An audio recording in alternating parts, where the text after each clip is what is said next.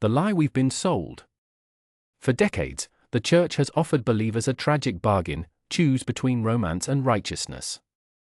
Hollywood sells us passion without purity, steamy encounters in hotel rooms, whirlwind affairs built on chemistry alone, love that burns bright then vanishes like smoke. Meanwhile, well-meaning pulpits preach duty without delight, marriage as a spiritual obligation where spouses tolerate one another while saving their real affection for Jesus.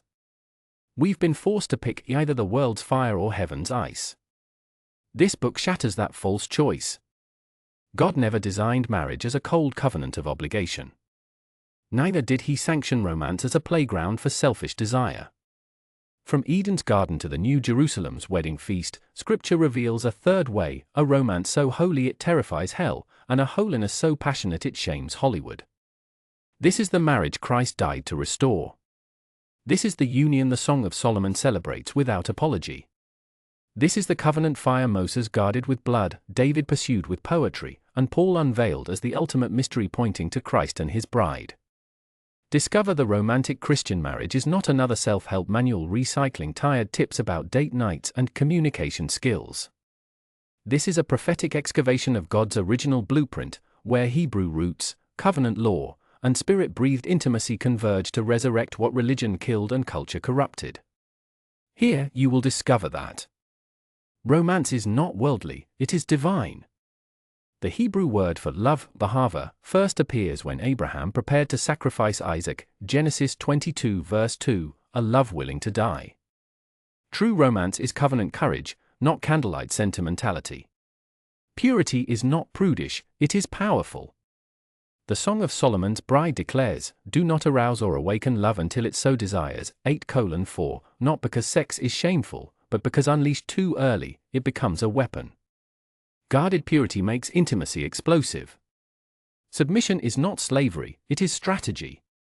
Ephesians 5's call for wives to submit mirrors Christ's submission to the Father, a voluntary yielding that unleashes resurrection authority. This is not oppression, it is warfare wisdom. Headship is not domination, it is sacrifice. Husbands are commanded to love wives as Christ loved the church and gave himself up for her, Ephesians 5 verse 25, a love that washes feet, bears shame, and dies daily. This is not control, it is cruciform leadership. This book will unsettle you. It will confront the soul ties you normalized, the compromises you justified, the fantasies you indulged while calling yourself Christian. But it will also restore you, rekindling holy desire for your spouse, resurrecting covenant vision for your singleness, and reigniting passion for the God who invented romance before he invented marriage.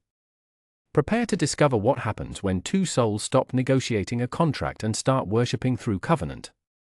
When bodies stop being objects of gratification and become altars of glory. When marriage stops being a social arrangement and becomes a theatrical display of the gospel, so vivid that watching angels lean forward and hell trembles. This is not marriage as you've known it. This is marriage as he designed it. History culminates not in a funeral, but a wedding. The entire biblical narrative, from Eden's garden to New Jerusalem's streets, is a love story between God and his bride. Every human marriage is a living parable of this greater romance. When you choose covenant over convenience, purity over passion alone, sacrifice over selfishness, you are not just building a happy home. You are proclaiming the gospel with your bodies. You are showing a watching world what Christ's love looks like: fierce, faithful, and forever. Discover the romantic Christian marriage is your invitation to stop settling for counterfeits. To stop choosing between fire and ice. To step into the third way, the way of the cross, where love dies daily so romance can live eternally. Your marriage was never meant to be ordinary. It was designed to be a foretaste of heaven. Will you build it that way? This is the foundation of Christian romance. Your spouse is not yours to possess, they are God's to steward, set apart exclusively for you. This transforms how you view them. Not my property but God's holy gift entrusted to me. Not my emotional crutch but my covenant counterpart called to co-reign. Not my sexual outlet but my sacred altar where I worship God through touch. Marriage as a spiritual obligation where spouses tolerate one another while saving their real affection for Jesus.